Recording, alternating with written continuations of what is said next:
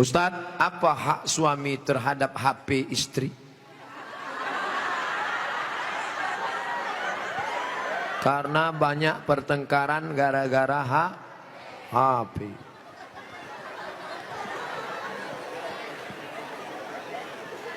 Lima hak ibu terhadap bapak. Catat, ingat baik-baik. Pertama, makan. Ibu tadi sudah dikasih makan? Yang kedua, pakaian. Ibu sudah dikasih pakaian? Karena sekarang banyak perempuan yang tidak diberi pakaian oleh suaminya. Tinggi istrinya 175 tapi dikasih kain cuma 50 cm. Kurang kain. Kadang belum selesai di tempat tukang jahit sudah dia ambil. Kadang kainnya panjang, resleting belum dipasang.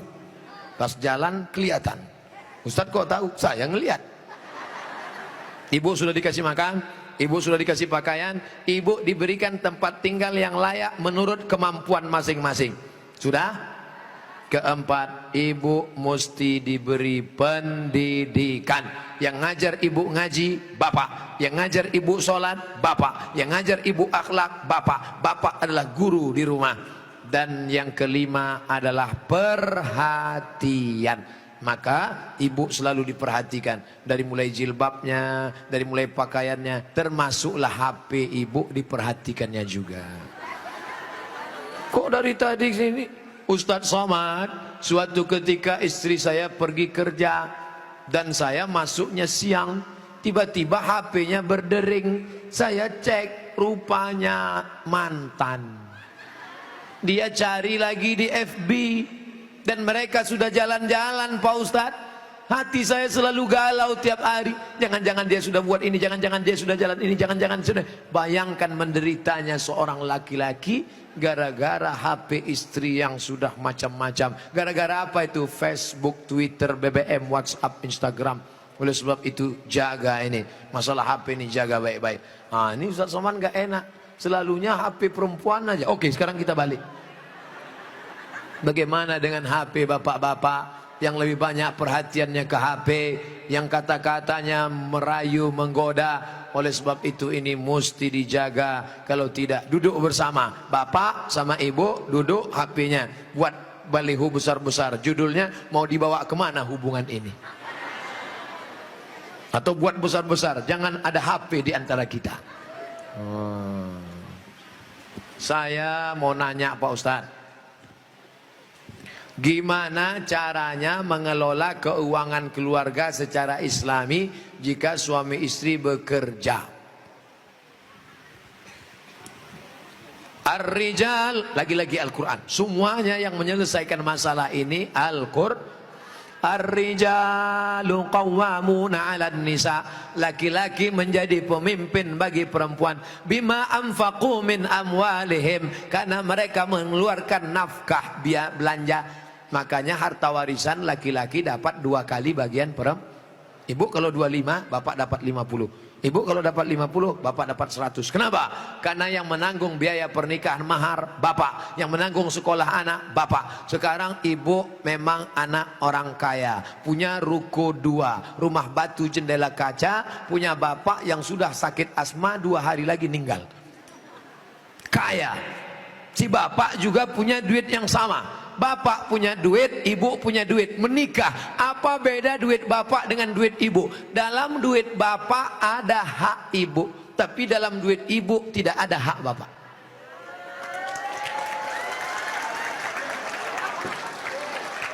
Dalam uang bapak ada kewajiban nafkah untuk ibu, dalam duit ibu tidak ada. Tapi karena ibu cinta mati, maka ibu berkata, "Mas, aku tahu engkau kere, miskin, susah melarat.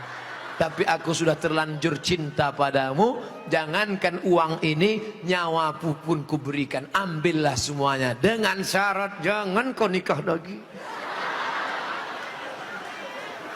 Nah, sudah jelas batasannya. Jadi kalau ada ibu punya kontrakan, PNS, pegawai, punya gaji, ibu tetap ngomong ke suami, "Mas, aku mau kirim uang ini ke anak yatim, mau biaya anak pesantren, mau kasih wakaf beras 1 karung,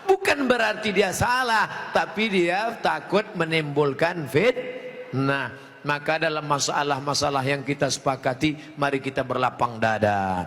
Adapun yang kita sudah berbeda, mari kita terima perbedaan selama dia masih Ahlus Sunnah wal Jamaah. Syekh Abdurrahman Sudes, Imam Masjidil Haram, selama di Makkah nggak pernah pakai bismillah jahar. Allahu Akbar. Bismillahirrahmanirrahim. Alhamdulillahi Rabbil Alamin, Ar-Rahmanir-Rahim. Tapi begitu beliau jadi imam di Istiqlal, Allahu Akbar, Bismillahirrahmanirrahim. Loh, kok si Abdurrahman Sudes di Istiqlal pakai bismillah jahar? Dia tahu orang Jakarta mazhabnya Syafi'i. Mazhab Syafi'i bismillahnya jahar. Mazhab Hanafi Hambali bismillahnya sir. Bismillahirrahmanirrahim. Mazhab Maliki nggak pakai bismillah sama sekali. Ketiga mazhab ini Ahlus Sunnah wal Jamaah. Tapi kalau mayoritas masyarakatnya Syafi'i, jangan bawa mazhab lain karena khawatir memecah belah umat. Menjaga persatuan lebih diutamakan daripada mengamalkan mazhab. Begitu yang diamalkan oleh para ulama. Kan ulama mengkategorikan bid'ah ada dua, bid'ah hasanah. Pertanyaannya Ustaz, kan Rasul bersabda kullu bid'atin dhalalah, kullu bid'atin dhalalah, wa kullu dhalalatin finnar. Hadis ini kata Imam Nawawi hadisnya umum, hadis umum. Tolong belikan saya ayam, tolong belikan saya ayam. Ayamnya umum, ayam penyet, ayam patah, ayam pop, ayam sungsang, ayam fried chicken, ayam panggang, ayam bakar, ayam kampung, ayam hutan. Ayam apa? Setelah di jalan dia bingung, ini ayam apa? Nelpon sekali lagi, ayam apa? Ayam pop.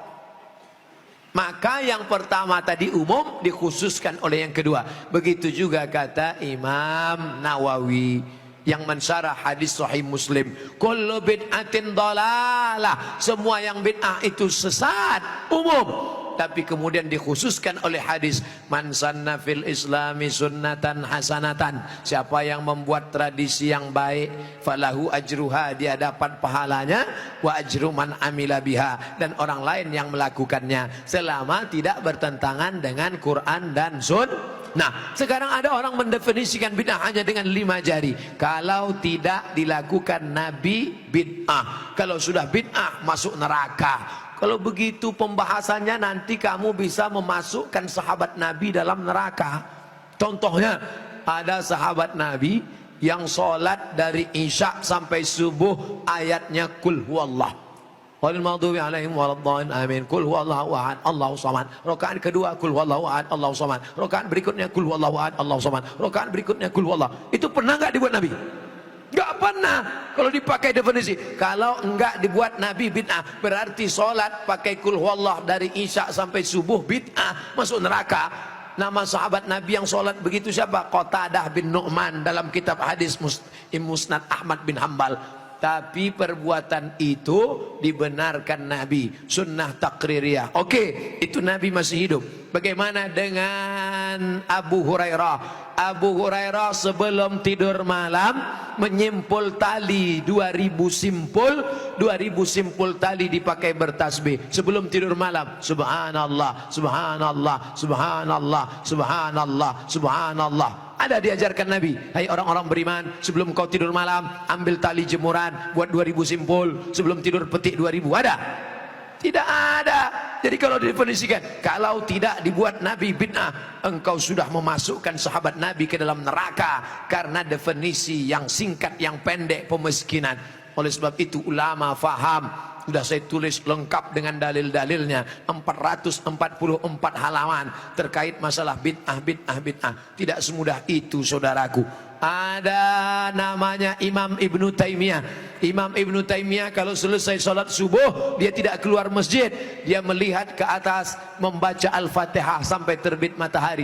Bismillahirrahmanirrahim, alhamdulillah rabbil alamin, arrahmanirrahim, maliki yaumiddin, iyyaka na'budu wa iyyaka nasta'in, sampai terbit matahari. Itu tidak pernah dilakukan Nabi. Kalau dipakai definisi, kalau tidak dilakukan Nabi bid'ah, berarti Ibnu Taimiyah sudah membuat bid'ah karena membaca Al-Fatihah dari sejak sholat subuh sampai terbit matahari. Maka jangan katakan bid'ah kalau tidak dibuat Nabi bid'ah. Ini tidak betul. Yang betul adalah kalau tidak ada dalilnya bid'ah. Selama ada dalil hadis qauli, hadis fi'li, hadis takriri, perbuatan sahabat, qiyas, ijma', maka perbuatan itu tidak bid'ah. Bagaimana pandangan Ustadz dengan laki-laki yang berambut panjang? Apakah itu termasuk menyerupai perempuan? Saya belajar ke salah seorang syekh. Ketika itu ada yang nanya, "Syekh, apa betul Nabi Muhammad itu rambutnya panjang?" Maka syekh menjawab, Nabi Muhammad itu tinggalnya di gurun pasir. Gurun pasir itu cuacanya panas. Maka kalau rambutnya pendek, nanti cahaya matahari kena ke kepala, maka dia bisa pusing, panas, dehidrasi, kurang cairan. Makanya Bapak Ibu ketika di Makkah disuruh pakai topi, pakai payung supaya jangan kena panas. Nabi kepalanya ditutup dengan 3. Yang pertama rambutnya. Rambut Nabi itu dari depan panjang sampai ke belakang. Yang kedua ditutup dengan qalansuah, topi. Setelah itu ditutup dengan imamah sorban.